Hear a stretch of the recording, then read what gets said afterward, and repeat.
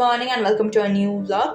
আজকে সকালটা শুরু করছি এক কাপ গরম গরম চা দিয়ে, এবং তারপরে আজকে স্নান টান করে খুব তাড়াতাড়ি রেডি হয়ে যাব, কারণ আজ আমি মা আর মাতো দেখতে যাচ্ছি সপ্তডিঙার গুপ্তধন নন্দনে। আর আমাদের শো টাইম হচ্ছে বেলা 1টা, তো 1টার মধ্যে পৌঁছতে গেলে আমাদের অন্তত 12টার মধ্যে বেরোতেই হবে। সেই জন্য খুব অল্প করে লাঞ্চ করছি, ঝিঙে আলু পোস্ত আর কুচো মাছের চচ্চড়ি দিয়ে।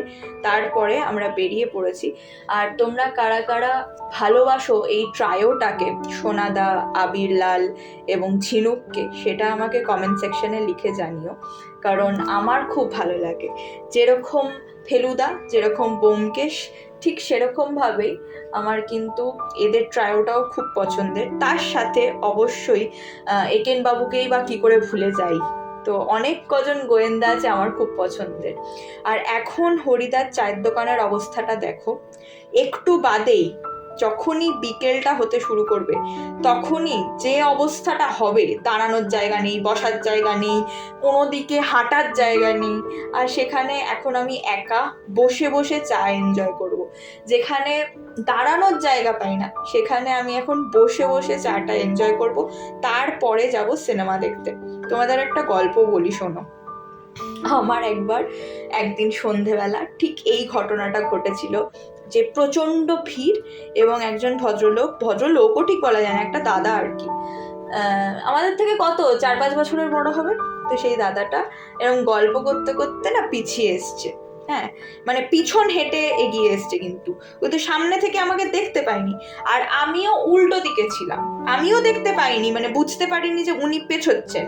তো আমি চা খাচ্ছিলাম, হঠাৎ করে দেখি আমার পিঠে এসে একটা গুঁতো। ওরে সর্বনাশ, পুরো গরম চা চলকে পড়ে, মানে সবে চাটা হাতে নিয়ে এক চুমুক দিয়েছি, মানে পুরো চা পড়ে গিয়ে, মানে জামা কাপড় তো গেছেই, তার সাথে হাত ফাত জ্বলে গেছে পুরো, মানে ধারণার বাইরে কি রকম ভাবে অ্যাক্সিডেন্টটা হয়েছিল। আর ওনারও মানে চা উল্টে গেছে। উনি এমনই উচ্ছ্বাসে গল্প করতে করতে পিছিয়ে এসছেন, উনি দেখেনি যে ওনার পিছন দিকে আমি দাঁড়িয়ে রয়েছি, এবং আমিও দেখিনি যে উনি পিছিয়ে আসছেন, কারণ আমি উল্টো দিকে ছিলাম। তো কি সব কাণ্ড, বাপরে বাপ। আর সেই জায়গায় আমি কত ফাঁকায় আজকে আরাম করে চা খেয়েছি। যাই হোক, তারপরে চলে এসেছি যতীন দাস পার্কে, এই ক্যাফেটিতে। এই ক্যাফেটা আমার মনে হয় তোমরা অনেকেই চেনো, আমার পুরনো একটা ভ্লগেও তোমরা দেখেছো। আর এখানকার চিকেন স্টুটা খুবই বিখ্যাত। তো আমি চিকেন স্টু নিয়েছি, তার সাথে কফি এবং তার সাথে পাউরুটি। তবে হ্যাঁ, ওরা কিন্তু পাউরুটিতে বাটার ইউজ করে না।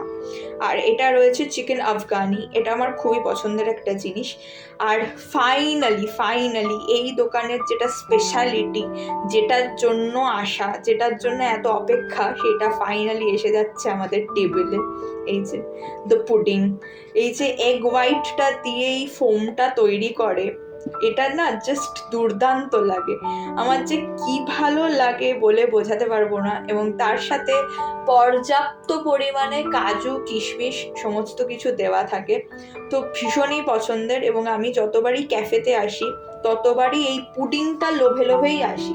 বাকি সব কিছু তো ঠিক আছে, ভালো বানায়, ভালো খেয়েছি, খুব লাইট অথচ বেশ ভালো খাবার দাবার খেয়ে এখন বাড়ি যাচ্ছি, কিন্তু মনটা সবসময় পুডিংয়ের জন্যেই পড়ে থাকে। পুডিংটা জাস্ট অসাধারণ বানায় ওরা, ভীষণ ভালো লাগলো। যাই হোক, আর আরেকটা কথা বলি যে সিনেমাও খুবই ভালো লেগেছে, ভীষণ ভালো লেগেছে সিনেমাটা। তোমরাও পারলে দেখো। এবং এখন অংশু আঙ্কেল এসছে বাবার কাছে, তো অংশু আঙ্কেল দেখলাম মুড়ি আর নিয়ে এসছে, ঘুগনি। সেই জন্য মুড়ি ঘুগনি দিই ওদেরকে, বাটি করে ঘুগনিগুলো তুলি এবং তার সাথে মুড়িটাও দেব। আর এই ঘুগনিটাতে না ওই টক জল, হ্যাঁ, তারপর লেবুর রস, আরও কি সব দেওয়া রয়েছে, দুর্দান্ত খেতে। আমি কিন্তু ঢাকনাটা খুলেই 1 চামচ খেয়ে দেখে নিয়েছি কীরকম। তারপরে আমি ওদেরকে সার্ভ করে দিয়েছি, এবং মুড়ি আর ঘুগনি খাওয়ার পরে চলে এসছে চা। এখন আমরা একটু গল্প করছি। এরপরে বাবা আর আঙ্কেল বসে বসে প্রেয়ার করেছে, তখন আর আমি ছিলাম না ওই ঘরে।